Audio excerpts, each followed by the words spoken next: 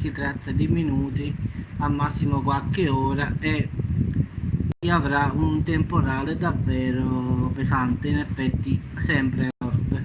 È scattata allerta gialla per 7 regioni, dell'Italia.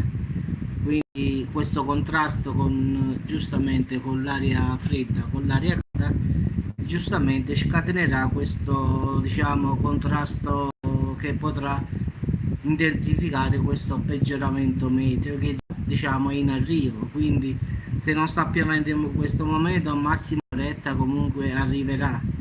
Quindi in effetti già il bollettino della protezione civile ha messo un'allerta gialla per il Piemonte, Lombardia, Trento, Veneto, Emilia Romagna, Toscana e Marche. Queste sono le 7 regioni che ci sarà questo bollettino di allerta gialla.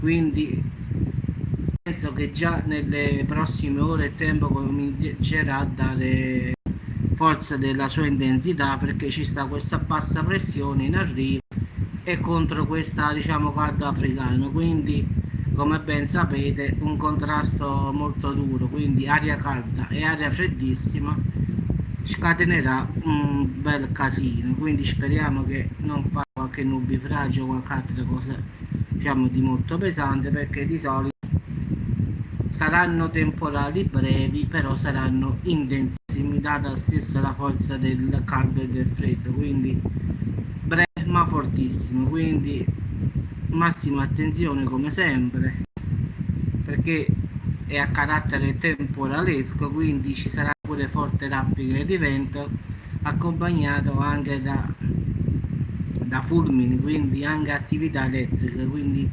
massima attenzione come sempre anche nella pianura padano-veneta. Quindi mi raccomando, in queste zone che ho detto. Quindi, e questa cosa continuerà anche per domani mercoledì 10, soprattutto sull'Emilia Romagna e le Marche e un po' in nord. Quindi ancora domani saremo, anzi sarete, perché noi qua stiamo a caldo purtroppo, quindi oggi e domani ci sarà questa perturbazione al nord Italia e un po' al centro.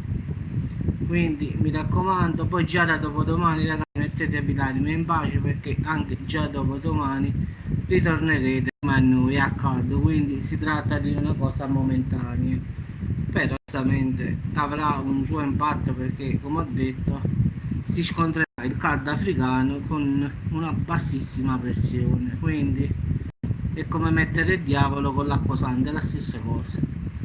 Quindi ragazzi vi auguro buon appetito. Penso che orario sono le 13:20, quindi penso chi sta mangiando, chi forse inizia, chi ancora no, e chi sta male e chi lavora.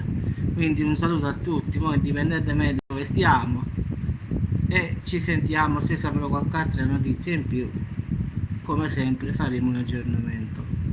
Ciao a tutti ragazzi, ci sentiamo.